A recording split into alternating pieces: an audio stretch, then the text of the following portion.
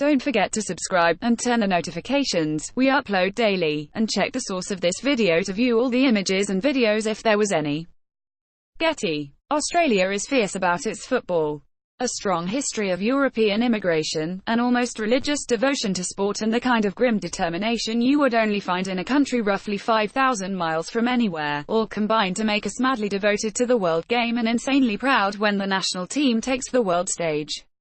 And this year, the Socceroos made it to the World Cup.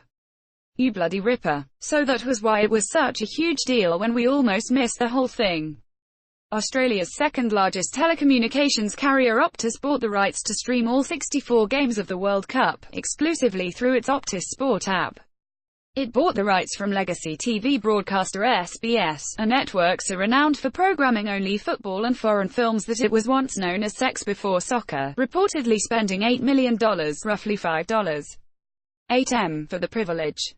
SBS would still be able to broadcast Socceroos games in the finals, but to watch any other World Cup matches, Australians would need to pay $15 a month to watch them through the Optus Sport app. This was a huge deal in Australia. Sure, no one likes paying for something they previously got for free, but the SBS Optus sell-off went beyond that. SBS has a lot of cred in Australia's first and second generation immigrant communities. It has a legacy in bringing overseas sports, like the World Cup and the Tour de France, to viewers, and it has a place in many hearts as a partially public-owned broadcaster.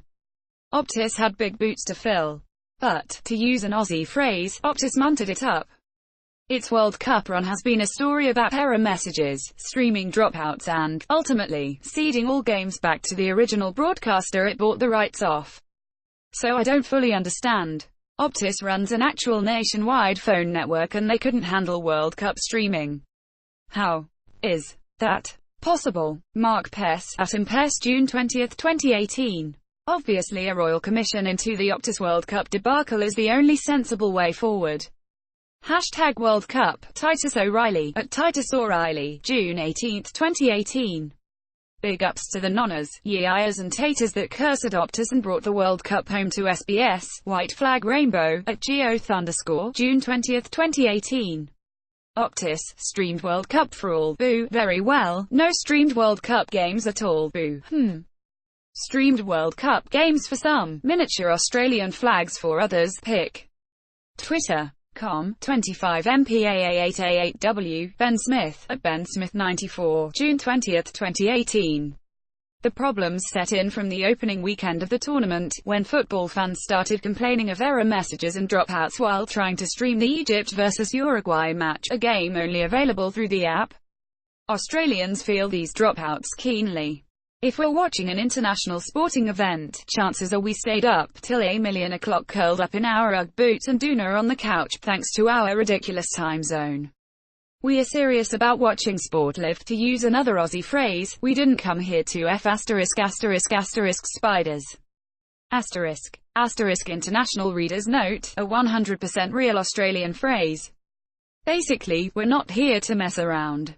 After initially offering apologies on social media and promising to fix the experience, Optus held a late evening media call to advise it would be simulcasting 48 hours of games on SBS. The network that had sold off the rights was now getting its games back. 1 week later, after mea culpas from Optus CEO Alan Liu and more promises to fix the network, Optus confirmed SBS would simulcast the games until the end of the knockout stages.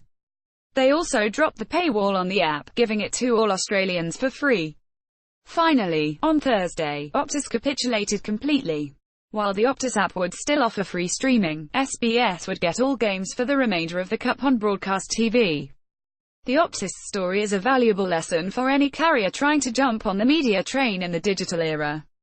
We've seen it elsewhere, with tech companies trying to land sports rights, see Twitter and the NFL, comms companies trying their hand at media, see AT&T's merger with Time Warner, and carriers trying to diversify their offering by selling content, not just the means of consuming it. Recognizing the threat of streaming, tech companies and carriers are eager to add another string to their bow and start offering content. But if your legacy is in poles and wires, and your streaming offering has hitherto offered niche sports or select games and even then only to a select group, in Optus' case, English Premier League games available only to Optus customers, you're a long way from building Netflix-level scale. That's not to mention the fact that delays and dropouts can leave fans out of sync with the live broadcast. In a world where fans are tweeting every goal and creating memes in seconds to share with other fans, your stream has to be live.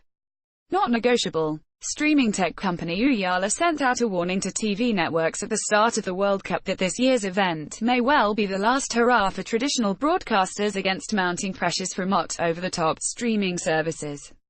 But if streaming companies aren't up to the challenge, they may have to stay on the bench a little longer. World Cup 2018. Find out how to watch, learn some trivia and more. CNET Magazine. Check out a sample of the stories in CNET's Newsstand edition.